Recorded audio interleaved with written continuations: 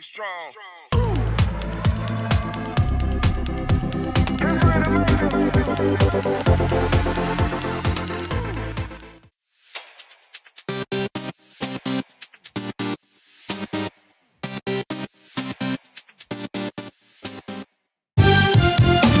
Tinggi-tinggi Gunung Kinabalu, tinggi lagi sayang sama kamu.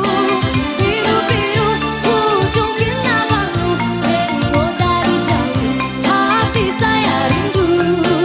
Kinabalu dekat di dasar.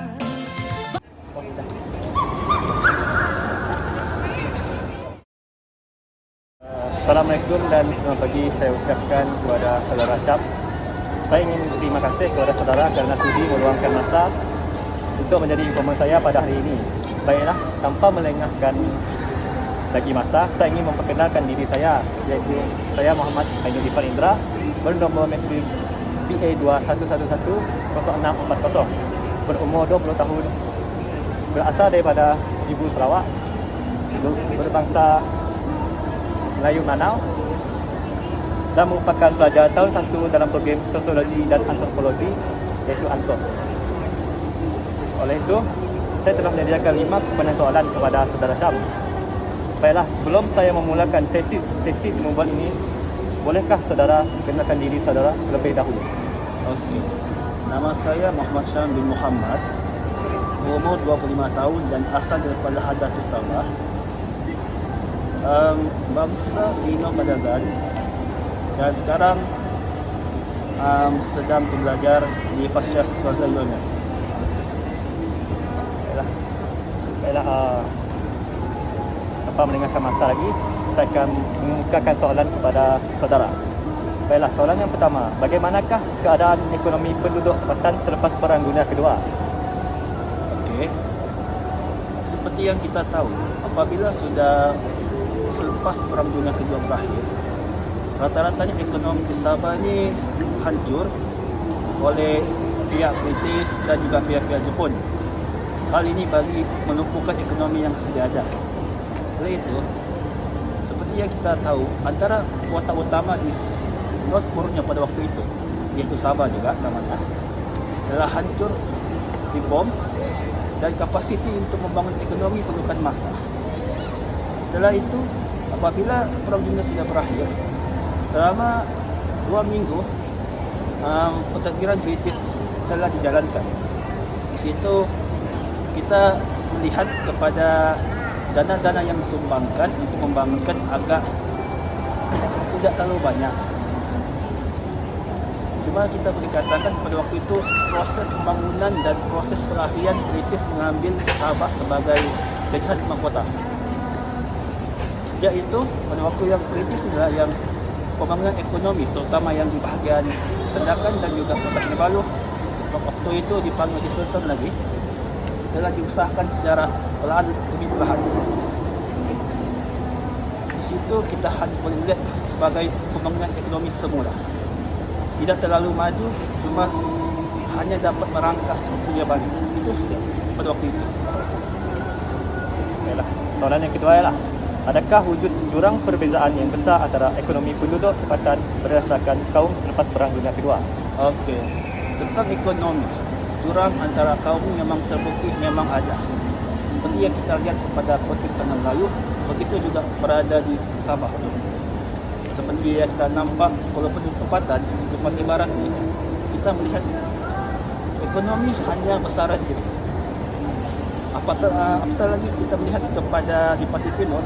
Pantai Timur ini di Sabah, dia hampir semua pendalaman, dan masyarakat yang sedia ada pun hanya menjalankan seperti tangkap ikan, menanam ubi kayu, padi. Kalau di Pantai Timur, di kawasan Tungku, dia ada padi hanya untuk bersara diri.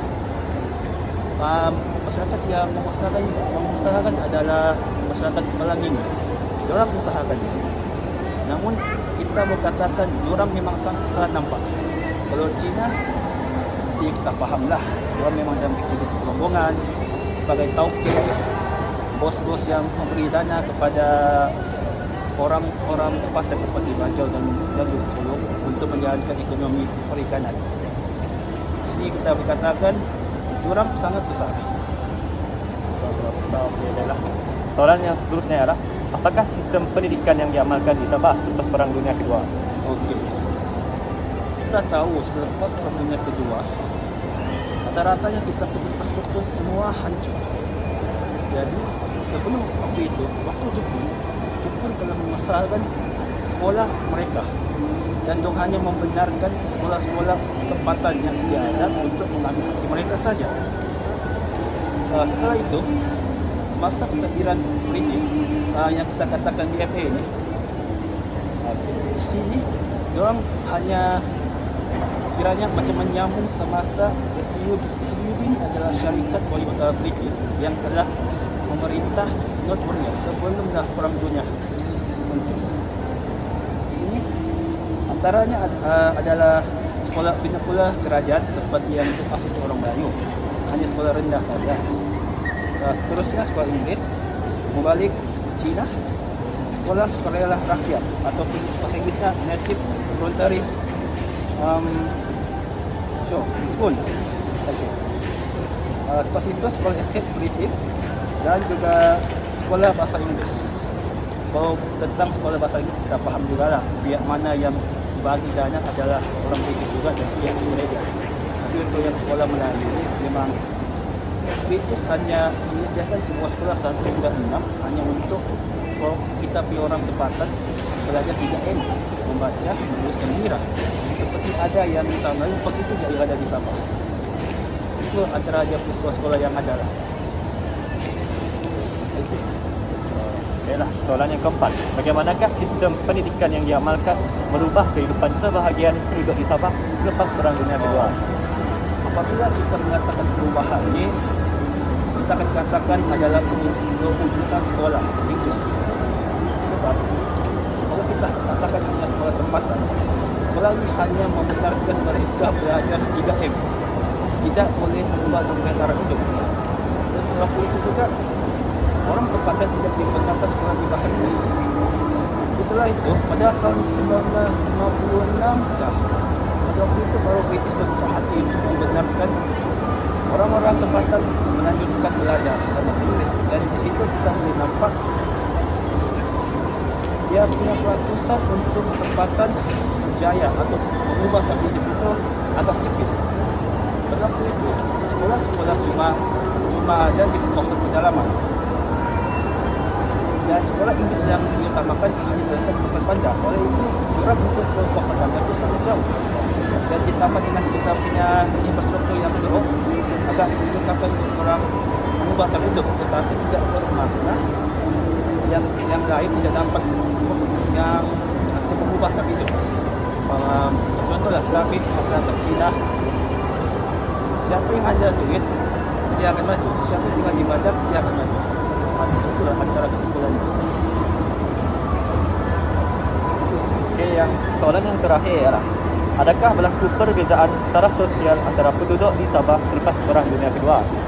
Taraf hidup ini kita macam mana? Dapat orang tempatan Sabah. Kita hanya boleh katakan taraf hidup ini berubah setelah kita mengalami kemerdekaan. Kalau kita mau katakan dalam proses kemerdekaan maupun British, apabila kita menjadi sebagai negara mahkota, proses taraf itu hampir lebih kurang sama. Rata-ratanya kalau kita punya paket hidup, kebanyakannya kawasan perumahan untuk kampung-kampung berada di pesisiran laut. Untuk mengakses taraf hidup yang lebih selesa, kita hanya dikatakan di kawasan bandar. Jadi perubahan ini kita hanya boleh katakan apabila sudah memasuki era kemerdekaan lah. Begitu semua. Namun sebelum itu kita boleh katakan dia agak susah, tidak seperti yang sekarang. Dan kesemuanya masih berekonomi secara diri lah.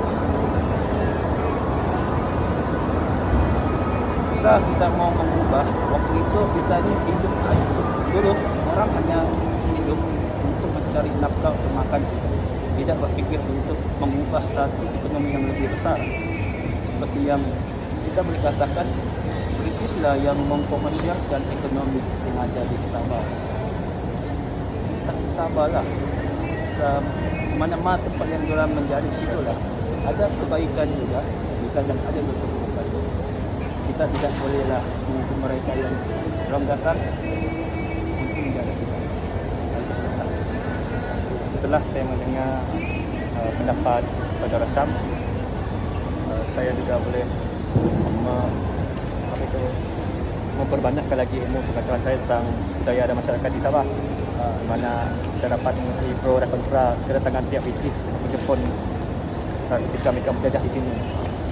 Baiklah, saya sekali lagi ingin mengucapkan beribuan terima kasih kepada saudara kerana sudi ini menubal pada hari ini. Terima kasih.